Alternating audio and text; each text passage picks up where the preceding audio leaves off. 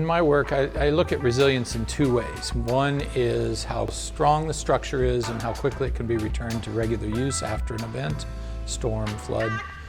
The other is how affordable it is, specifically with flood insurance rates and things like that, to maintain and sustain long term. We have to live smart, we have to live safer, and we have to be able to bounce back quicker. And that really comes from getting these buildings up and off the ground. You can't live on the ground next to the water. It's not normal, it's not sane, it's not good building practices.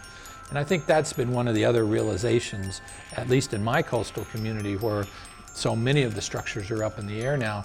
If you're still on the ground as a property owner, you're in a deficit position. Nobody wants to buy your property. It's tough. And so I think as we continue down this road of mitigation over the next 20 years, as the sea level rises and the climate changes, we're going to see a lot more communities adopt this style of living up off the ground.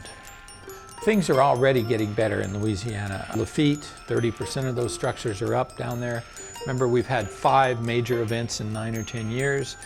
In Mandeville, at least, we've had that seawall topped and had major flooding 5 times in 9 years. Katrina, we had an 8.5-foot storm surge. We had $26 million in damages and 750 insurance claims.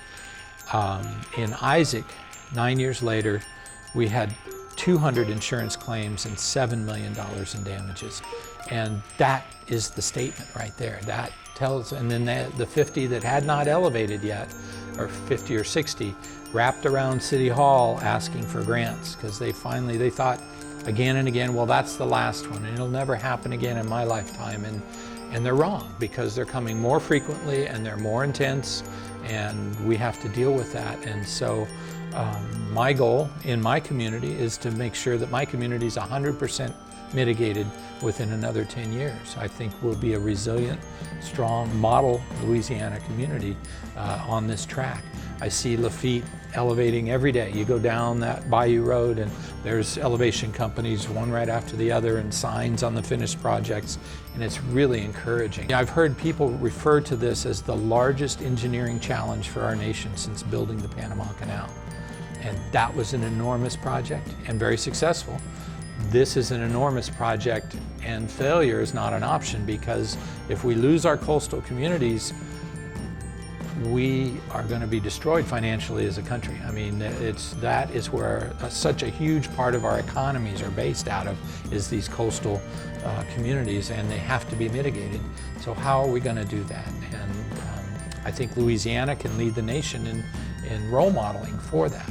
Our industry is ready to grow. Our industry has grown to meet the demand that's out there, but the demand is this much of what needs to be done, and we don't have that much time.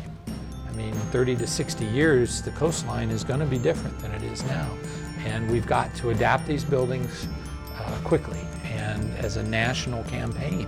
Let's make this happen and take the value of the properties and make low interest loans to the people, because most people can't find $150,000 to elevate their big slab home in their bank account. So we need to finance it over a period of time, understanding that that property will have value and they can pay that off over time to where the community can continue to operate and survive. So I think that's the biggest thing that I would encourage everyone to do, is raise the discussion, have community meetings with our Congress people, and make that American system of government work for the people, because it's a huge need. We've come a long ways. I think we're way ahead of the rest of the nation in realizing what we have to do with our buildings. I just hope that we continue to move ahead, and that we honestly look at those structures behind protection and evaluate that protection is a risk reduction system. It's not a permanent, never going to happen, you're never going to get water type thing. So I think we still have a lot to learn, and as long as we're learning, we're getting better. If we forget our past and we don't learn, then we're doomed to repeat the past.